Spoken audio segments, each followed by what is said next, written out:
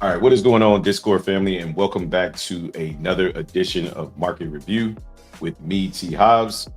Uh, Today is going to be a little bit of a different type of session, but we're going to review price as per usual while price is still going right now. But today is more of a psychology session for myself later to go back and watch. I do these market reviews for two reasons, right? One, I do them to kind of go over some things I did wrong, some things I did right. And then there's other reasons why I'm doing them is because I want to document, in addition to having my own journal, I want a video documentation of certain things that I could have done better in the market. And today was a really good example. And it's kind of twofold. So just strap in and I'll get right into it. So right here is my pre-market plan, right? As you can see, I was looking for ES, right, to trade from the overnight chessboard high up here down to the potentially this 4-hour demand zone, but first into this chessboard low.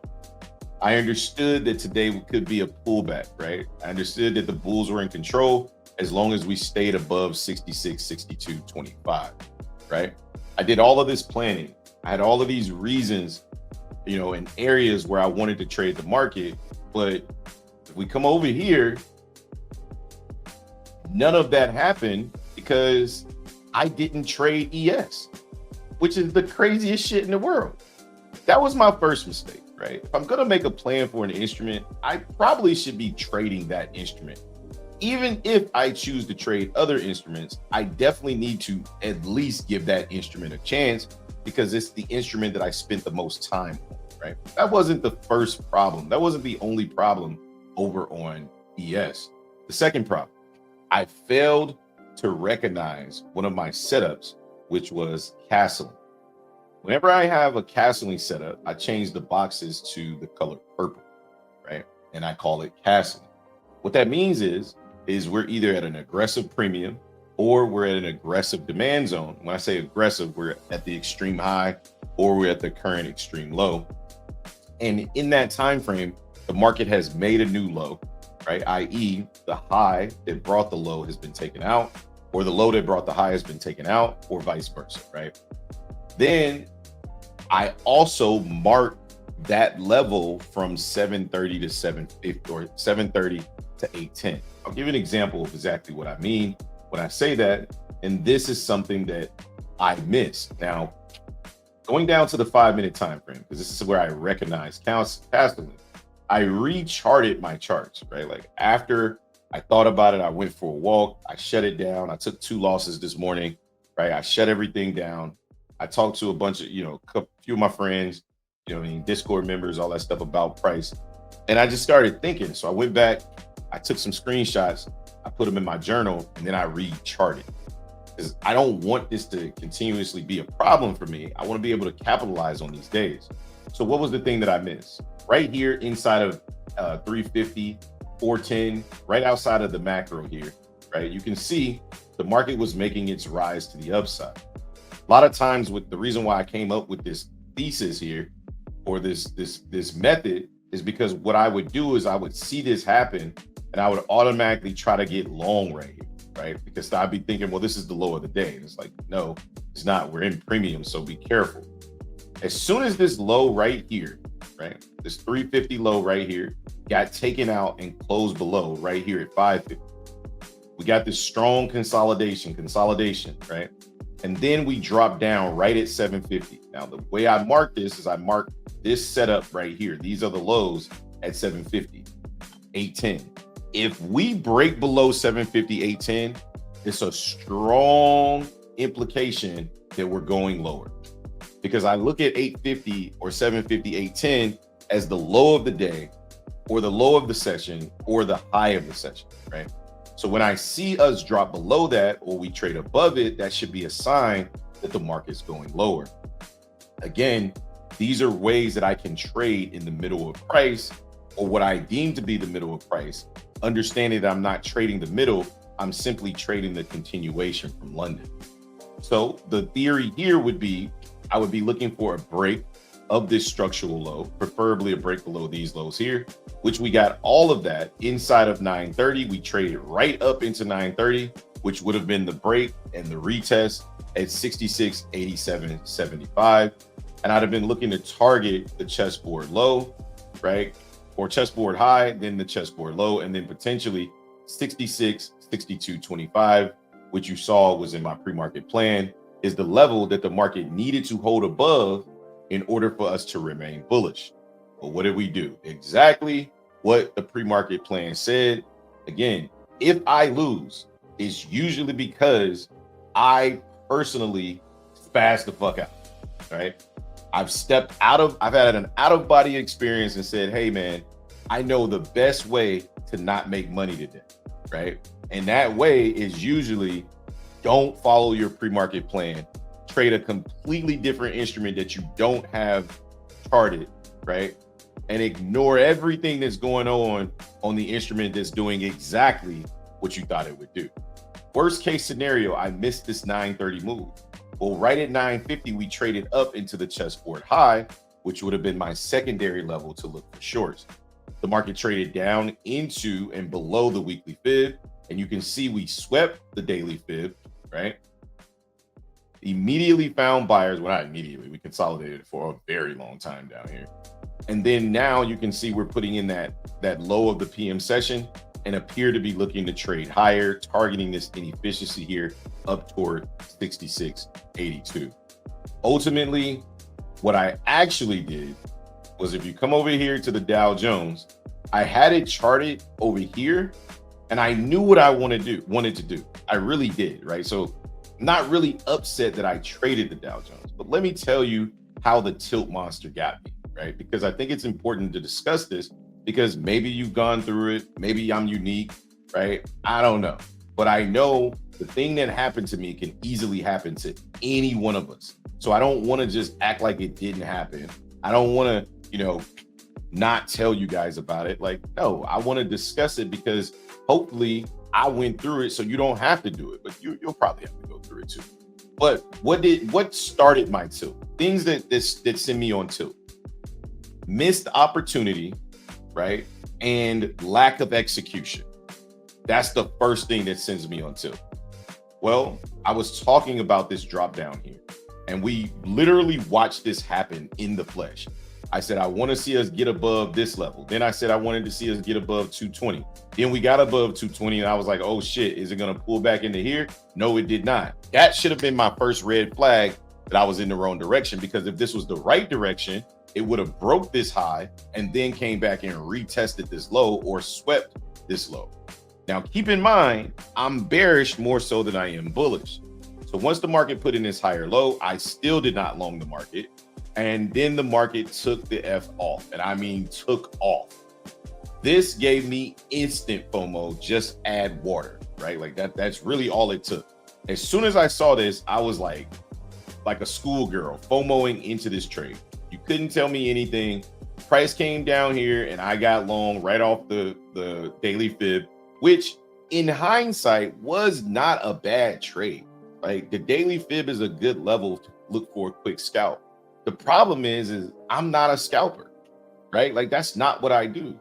I'm a person that follows my plan. If that plan leads to a scalp, then so be it. It usually doesn't. But if it does lead to a scalp, okay, take the scalp. In other words, this, although it's a good trade, is not the trade that I should be entertaining. I should be using that trade setup to set up the true setup or the true trade that I should be in. Case in point, sell at the red box, buy at the fucking green box. Price was in the green box. I didn't buy it. I hesitated. I got scared. Whatever the reason was, I did not engage in price in the green box. First mistake.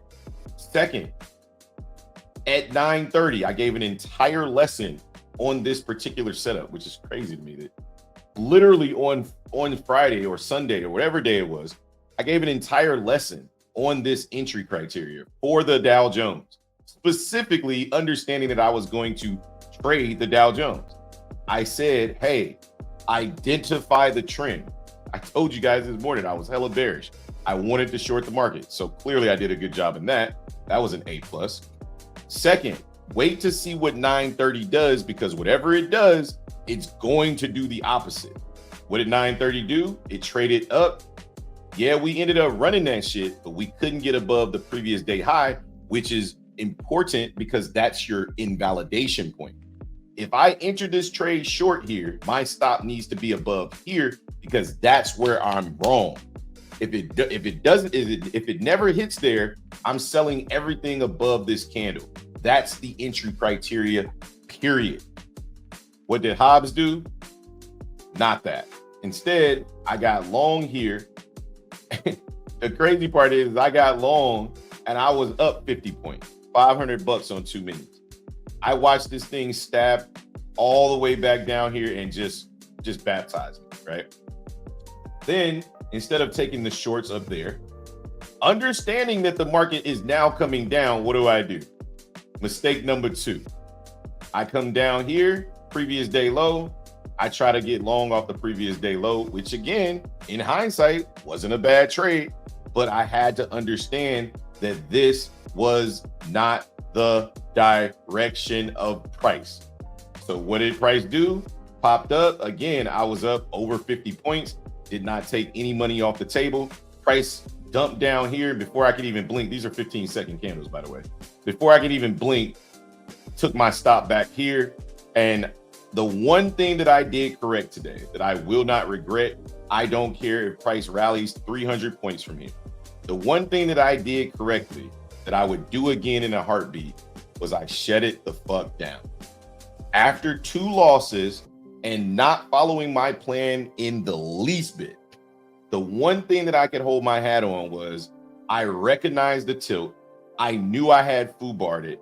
I went back. Not only did I lock that account out, I locked out every single account that I owned so that I didn't turn around and make that same mistake later on in the day, because I was watching price action. And I can tell you, I counted at least 6 times I would have got smoked trying to go long.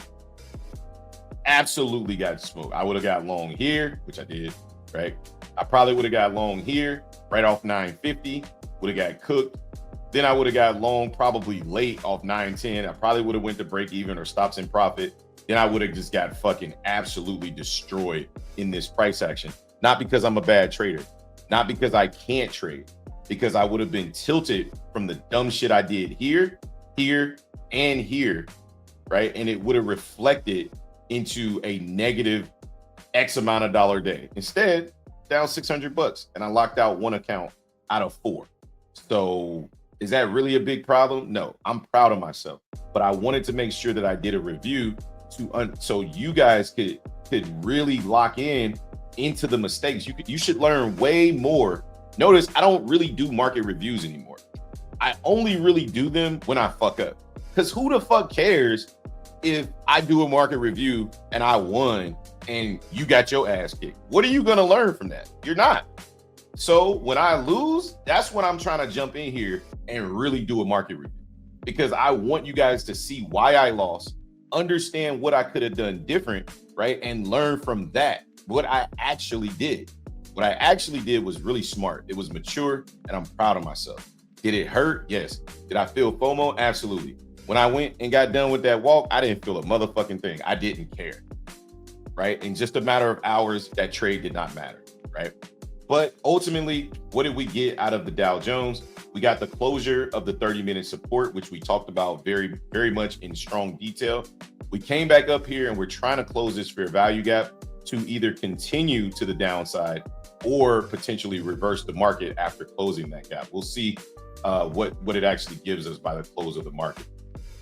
Coming over here to the NASDAQ, right?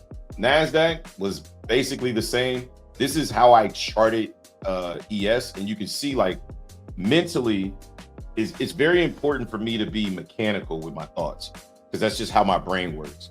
This big gap right here in between these two prices, when price opened up, we were right here.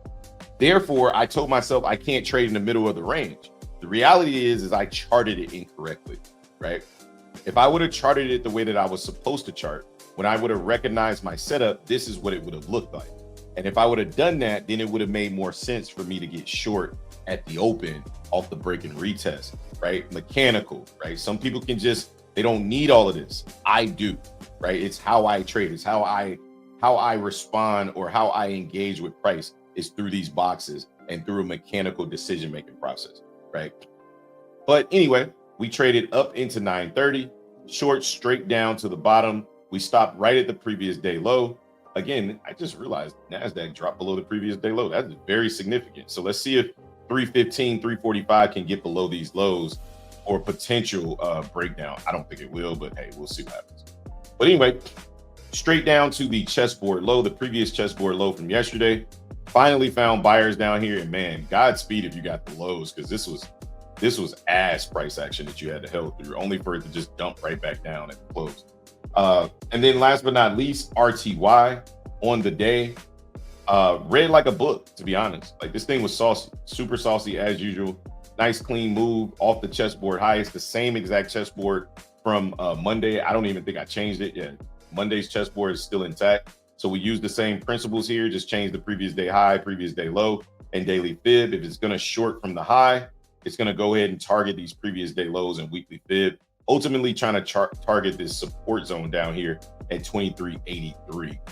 It came right back into these highs, and then it found buyers like immediately. So overall, I think today was a really good day of price action.